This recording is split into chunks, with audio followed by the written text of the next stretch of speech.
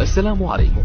لا تنسوا الاعجاب بالفيديو والاشتراك في القناة تشجيعا لنا لنستمر بنشر المزيد ان شاء الله.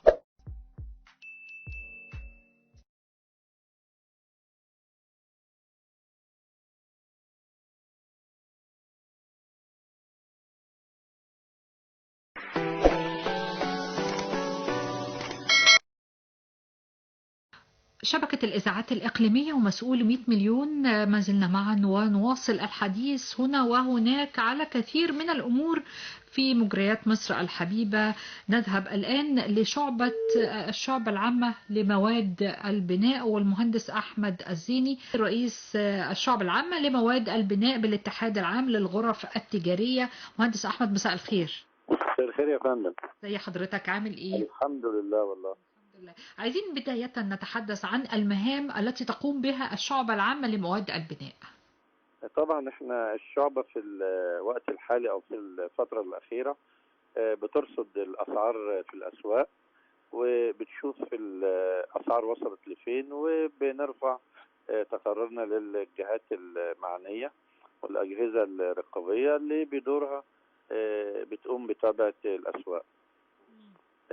احنا في الفترة الأخيرة طبعا لاحظنا في ارتفاع في سوق مواد البناء وأسعار مبالغ فيها جدا، وأسعار يعني غير مبررة، وفي فوارق بين المصانع كبيرة في الوقت الحالي، وده بيؤدي طبعا. كنت هسأل حضرتك، ارتفاع كثير جدا في الحديد، يعني وصل الطن دلوقتي ل 40,000 تقريبا ويمكن في بعض الأصناف أكثر من 40,000 جنيه.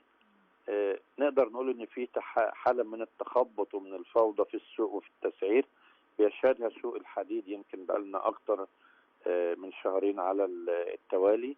بنشوف مصانع كبيره بتبيع حديدها بتسليم ارض المصنع ب 32,135 جنيه، وفي مصانع اخرى ب 32,250 جنيه. بنشوف حديدها بيوصل للمستهلك بال 42,000 جنيه. في فرق كبير ما بين المصنع وما بين سعر المستهلك. في مصانع اقل جوده من المصانع الجديده واقل تكلفه اللي هي بيسموها الحديد الاستثماري، بنلاقي اسعارها زياده عن اسعار المصانع الثانيه او المصانع المتكامله زي ما بيسموها بالست والسبعة آلاف جنيه للطن، اللي دائما على مدار الاعوام اللي فاتت كانت بتبقى اقل سعر من المصانع المتكامله. اللي نقدر نقوله في حالة من الفوضى، مفيش متابعة للسوق في الوقت الحالي يعني. طيب، يعني كيف يتم السيطرة على السوق؟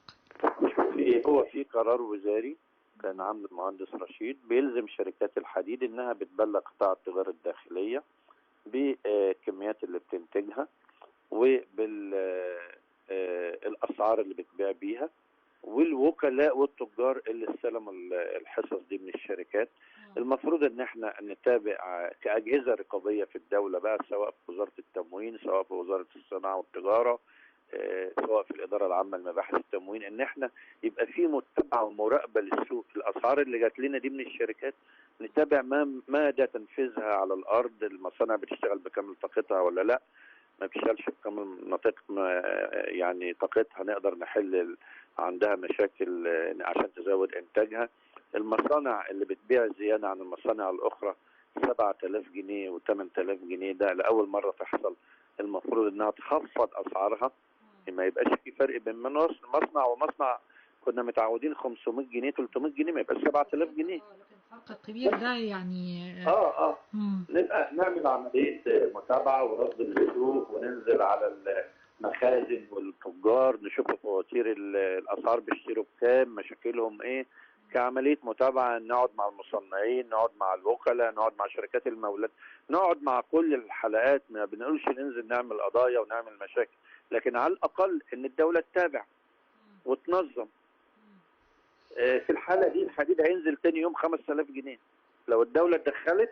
الحديد الصبح هينزل 5,000 جنيه. طيب، سؤال لحضرتك، هل يمكن لشعبة المواد البناء انها تتدخل بصفة مباشرة مع المصانع، ان هي تكون وكيل لهم للسيطرة على السوق؟ لا لا لا، للاسف لا، احنا ولا الحكومة بتتدخل في اي سياسة بيعية لاي شركة.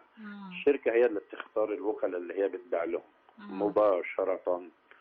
وشركات المقاولات بتاخد من الوكلاء. هنا دور الدولة الرقابة والتنظيم.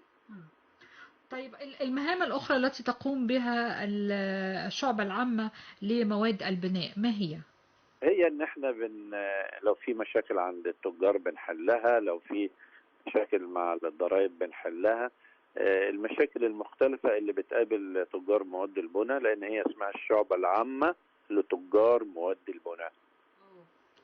المهندس أحمد الزيني رئيس الشعبة العامة لمواد البناء بالاتحاد العام للغرف التجارية، بنتمنى يعني انضباط في السوق إن شاء الله، والسيطرة على الأسعار يعني التي يبالغ فيها التجار، ونتمنى طبعا التوفيق لحضرتك وكل أجهزة الدولة. شكرا لحضرتك ومداخلتك معنا. شكرا.